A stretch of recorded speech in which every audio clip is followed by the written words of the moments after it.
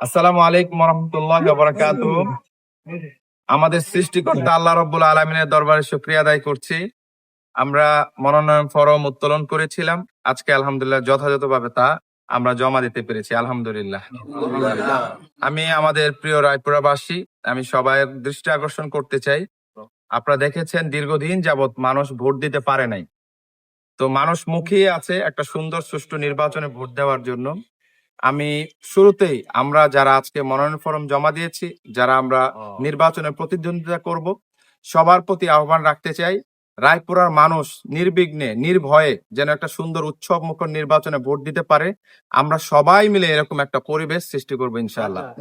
এবং আমি আপনাদেরকে সাক্ষী রেখে বলে দিতে চাই, সুষ্ঠু নির্বাচনে যেই বিজয়ী হবে প্রথমে তার ঘরে আমি ফুল নিয়ে তাকে আমি শুভেচ্ছা জানাবো ইনশাআল্লাহ, সুষ্ঠু নির্বাচনে ইনশাআল্লাহ। এই জন্য আমি আমাদের প্রশাসন এবং যারা রয়েছেন প্রত্যেককে আমি আহ্বান করব যে রায়পুরা একটা ঐতিহ্যবাহী উপজেলা, এখানে কোনোভাবেই কোনো রকম বিশৃঙ্খলা যেন তৈরি না হয় সেরকম আপনারা দৃষ্টি রাখবেন এবং চৌকান্নার সাথে থাকবেন। এবং আমরা আপনাদের কাছে আমাদের আমানত তুলে দিয়েছি, আমরা বলতে চাই আপনারা একটা সুন্দর নির্বাচন আমাদেরকে উপহার দিবেন, সে প্রত্যাশা আমরা করছি।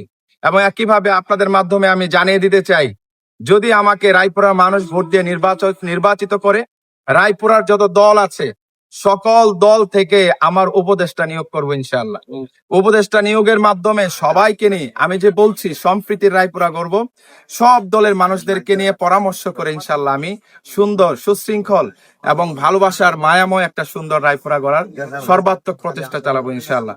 আপনারা এবং একইভাবে আজকে যারা আমার সাথে এসেছেন এবং রায়পুরাবাসী যারা আছেন প্রত্যেককে আন্তরিকভাবে কৃতজ্ঞতা জানাই।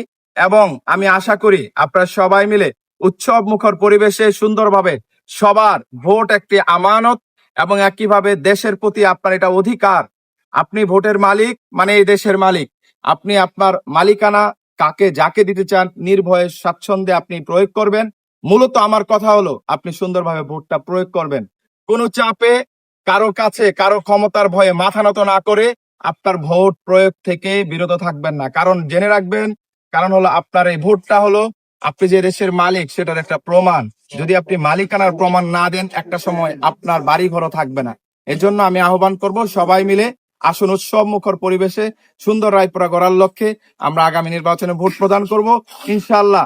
সবাই মিলে যেই নির্বাচিত হবে তাকে আমরা বরণ করে সামনের দিকে সহযোগিতা করব এগিয়ে যাওয়ার জন্য।